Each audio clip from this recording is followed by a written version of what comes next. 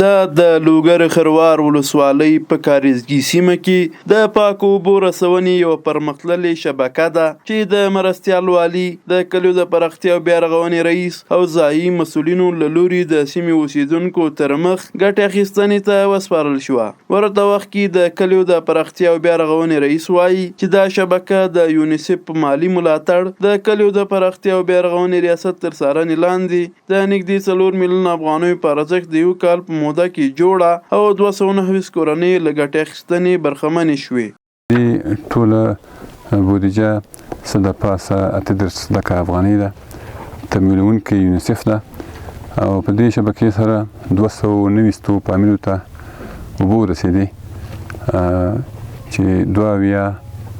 نلکۍ کېږي، 80 نلکۍ دي مختلفو کورونو ته او په 12 میاشتو کې دا سرته ورسېدله. دا ویلو ده چې له دې وړاندې هم د لوګر ولایت په برک ولسوالۍ کې د 4 میلیونه او 400 زره افغانیو په ارزښت د پاکو اوبو رسولو یوه شبکه جوړه او ګټې اخیستنې ته سپارل شوې وه.